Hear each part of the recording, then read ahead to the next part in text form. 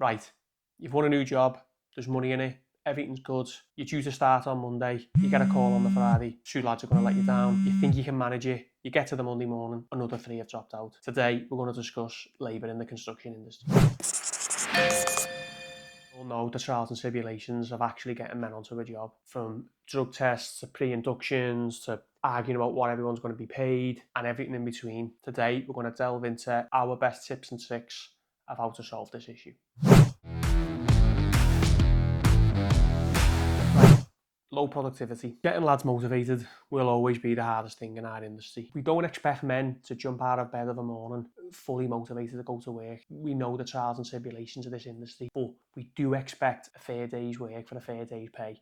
So in order to get these systems and processes together, we need to make sure that whatever outputs we need, daily, weekly and monthly, that you're communicating this to your supervisor and your supervisor's communicating it to your men. These haven't got to be rocket science, they haven't got to be digital, it can be a manual system, it can even just be a verbal system. This is what's got to be done by the end of the month. Phones nowadays, with group chats and Instagram and Twitter, if you think your lads aren't on the phone during the day, well, you are. So they are as well. If you put a lad on price, you'll see the difference between productivity between people on day work and people on price. It's 100% easily. We can put lads in plots. It will take 2 days to do something. You put them on a price, it takes them a day. The phone goes away. They don't need the toilet as much. All the hits. Got to be doing a fair day's work for a fair day's pay. Your output's got to be up there. You've got to have something in place which is saying, right, this is what we're doing today. This is what it's got to be done by Friday. It can snowball rapidly to the point where you're putting a valuation in at month end, thinking you're 25% through the job. You walk around and it's 15. That's going to alter the cash flow and it can put some serious stress on the business.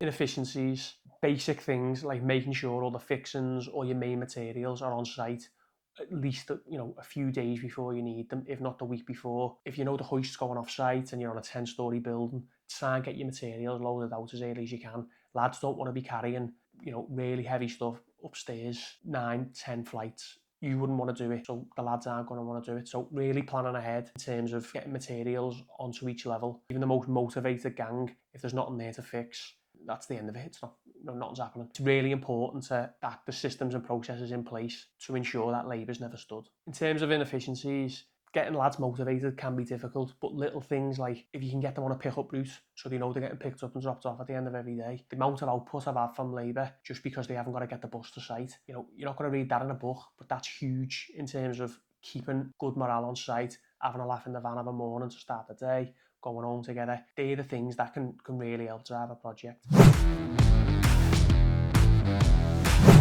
Getting lads to obviously arrive on time and finish at the correct time, it'll still be a problem in 20 years from now. But as sites are becoming more and more digitalised, the signing in records from the turnstiles, that information is readily available now. You can ask the site administrator, can you have access to that to see what your operatives, what time they're signing in, what time they're signing out, how long the breaks are. Use that information because a printout and sitting down with the lads and saying, look, we're all just trying to nip this in the bud. There's no debate here. These are your signing in and out times. It needs to improve. It's not good enough. We're not happy with the output. Presenting that to someone is a lot better than he said, she said. It's very much black and white and factual. So start there. Due to the shortage now in labour generally across the industry, and we have an ageing workforce, you're going to have to be more forgiving than in a previous period. Having lads who are only turning in 3-4 days a week, you can't depend on them. But if you can find an area within the business where actually sites just need a bit of a push rather than depending on everyone turning in every day, that's where we tend to use that type of labour. Obviously, we address it, but some operatives are really good at the job, but they just can't do a 5-day week. Unfortunately, you have to learn to deal with them sort of issues because there is less and less people coming into the industry.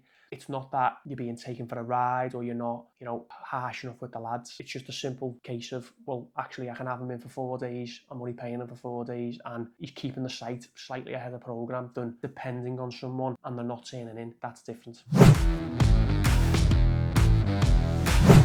You do find them diamond staff who are genuinely in the trenches with you. They're the ones you've got to really start to curate and really try and put them in positions where they can have maximum influence.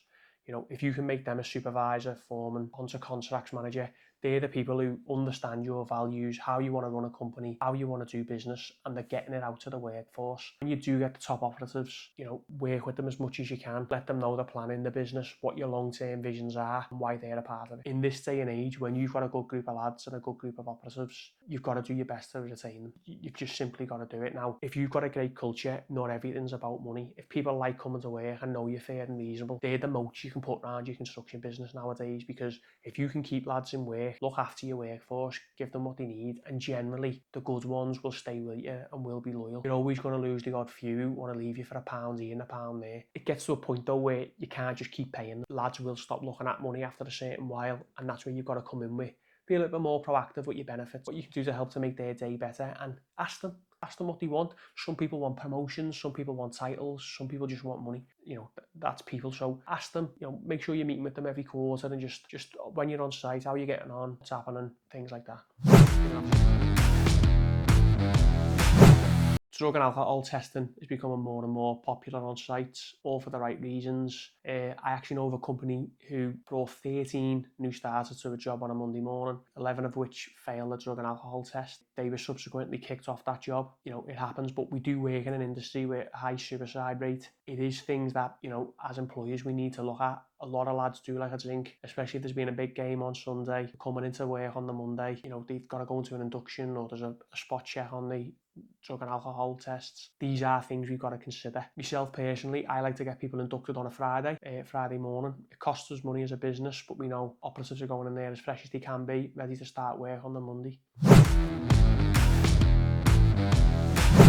One thing that helps subcontractors really is, because health and safety now is so client-led, the days of lads turning up without high-vis and hard hats and being allowed on the job, it just simply doesn't happen. If your operatives don't turn up with the right equipment, they're not allowed on site, and that's something that hasn't got to be bred into your workforce. The client does that for you. No operatives who've been working in the industry more than 6 months without the correct equipment, because they're just not going to get on there. So that is something about, a rising tide raises all boats. That's what it does. Client-led health and safety can really help with the workforce, knowing that you haven't signed your RAMs, you haven't done the cost correctly, if you're not wearing the right mask, glasses, whatever it may be for that site. That is one thing about client-led health and safety, is that the operatives know. You haven't got to tell them, because it's bred into them now that really we want everyone to go home at the end of every shift. We don't want insurance claims and people getting injured and everything that comes with that. So generally, I do think nowadays operatives are, we're coming to work to operate safely, and we all want to go home at the end of the day. When you are pricing projects, don't have your best man in mind, making sure you're taking a middle-of-the-road operative who, does a decent job at a decent pace, and you have got to be pricing in for snagging, because it will be coming. As I say, don't be going in keen and thinking your best teams are going to be doing a job, because by the time you win it, could be 3, 6, 12 months later, that team's not available, and you have got to recruit on a project. So first of all, give yourself a chance. Go in with a price where a middle-of-the-road operative could do it, and do price in for snagging, because it will come. All of these things I'm talking about, it is all helped by having a labour histogram. Very basic document with your projects down one side, how many men you think they're going to need, and then obviously what that's going to look like for the next sort of 2 or 3 weeks.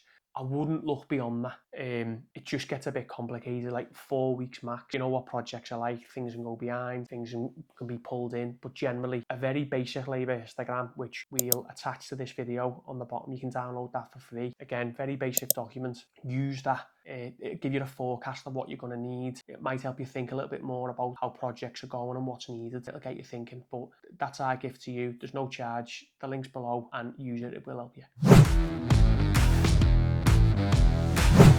Unfortunately, I can't solve your labour problems in 10 minutes, but hopefully that gives you a few tips that can help you along the way. I'll see you in the next one.